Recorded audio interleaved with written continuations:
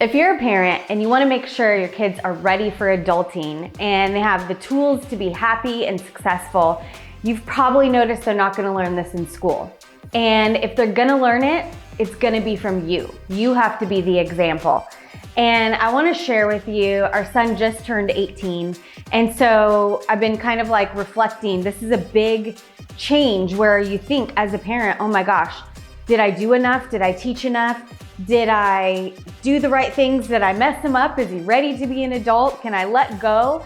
And I think that no matter how much you teach your kids and how prepared you feel that they are, you're still gonna have some of those emotions and feelings. And so I wanna share with you some of the successful actions that we've taught our son through the years to develop successful habits, successful tools, especially around money. And because of being a mom, because of my son, that actually led me to the financial industry. Because not that long ago, I was a single mom and I was not teaching my son William successful habits, how to be happy. In fact, when he started school, I realized he's not gonna learn these things at school. He's not gonna learn successful habits. He's not gonna learn to develop his skills and habits in school. And if he was gonna learn, I had to teach him. But at the time, I was a struggling single mom. I was either spending time with him and I was broke, or I was making money and I wasn't spending any time with him. And I felt guilty. I felt like I wasn't doing any of it well. And I knew that if I wanted to be an example for him, I had to do better, which means I had to learn better. So I went on this journey and I read books and I went to seminars. But instead of just learning for myself so I could be an example for him, I taught him along with me. So the books that I was reading, I read to him as a bedtime story. For example, one of my all-time favorite books is Secrets of the Millionaire Mind by T. Harv Eker. It completely changed my beliefs, my habits, my relationship to money. And I feel so fortunate and blessed to be able to share that experience with my son as I was learning it. So at 6 years old, he was developing the right habits and beliefs and relationship to money so that when he becomes an adult now, he doesn't have to go back and like fix the messed up beliefs and habits he has around money like so many of us do. We get to adulthood and we start making mistakes around money and we start learning the hard way. But imagine if you just learned the right way to begin with. And that's what I really wanted to give him.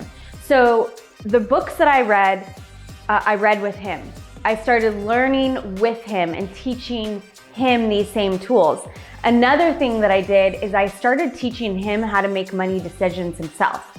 Like, kids know what they want, they don't know what things cost. So instead of buying him things, I would give the money to him to make decisions. And I incentivized him and gave him ways to earn money too. I didn't just give it to him. But that way, he would go to the store and he would have the money in his hands and he would look around. At the time, he was like 6 years old and he loved Legos. And he had no idea how much Legos were. He would look around and he was like, oh my God, I can't believe how much Legos cost, because kids just know what toys they want. They have no idea how much they cost, what it takes to get those toys. But by giving that money to him, holding it in his hands, and having to make the decision of how much to spend and to hand that money to exchange it for something that he wants, he starts to think, gosh, do I want the money more or do I want the toy more? And to be able to start making those decisions and think about what it takes to make that money, what it takes to, exchange something that you want, it becomes very different. Kids start thinking about money very different. How can they earn money? And also, is that thing that important for the amount of work that it takes to get that money? And so that was a big, that really helped him and empowered him to be able to make money decisions in buying things or not buying things.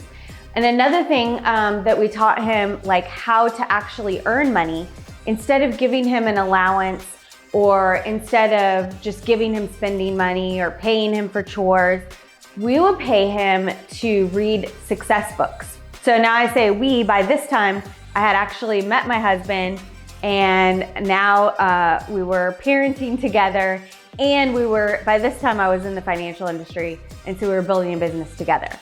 So then some of the things that we continued to teach him was, we wanted to incentivize him to read success books, not just to do chores, not just to exchange his time for money, but to feed his mind and his habits. And so we would give him success books. He would read them, and then he would either do a video or he would write a report of what he learned. So he's learning and building these successful tools and habits, and he's getting incentivized to do so. So that was another really important successful action that we helped him to learn. And then as he read more books, and especially he's reading like grown-up books, he's reading Grant Cardone books, 10X Rule, Think and Grow Rich, right? There's some big words in there for kids. And so one of the things that we also taught him to do is to look up every single word that he doesn't understand. And we would pay him to do this. So we would encourage him to be able to understand what he's learning and understand what he's reading. So he would come to us, he would tell us the words that he looked up, he would tell us the definition, and we would pay him for that. And then one day he came to us and he said, you know what? I understand the value of looking up the words and understanding what I'm reading. It's the difference between knowing what you're learning and not. And he said, you know what? You don't have to pay me anymore. What kid says, you don't have to give me money anymore because I see the value in the thing that you're teaching? And so that was an incredibly important lesson to learn, because I didn't learn that until I was an adult. And I really learned that's why I had such a hard time in school learning and retaining things, because there's so many words I didn't actually understand. I was just skipping through things. So the value of being able to not just learn successful tools, but to really understand them and be able to apply them. And then some of the things that we set up on our end to help our son to get ahead, to start from, parents always want the next generation to be a little bit better. We want our kids to do a little bit better than us. So it's important that we learn the tools to be able to put these things in place and teach them how to utilize these things.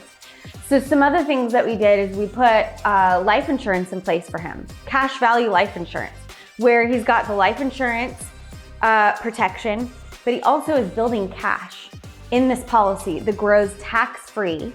And then he can leverage this money to be able to invest in real estate, invest in a business, whatever he chooses to do. He could even save it for retirement and retire a millionaire. But this is something that we have set up to give him a head start, to be able to be in a position to take advantage of opportunities at a young age that many of us did not have, and to teach him, how this works and how to utilize it. And then another thing that we did is we set up, when Martin and I got married, we set up our estate plan.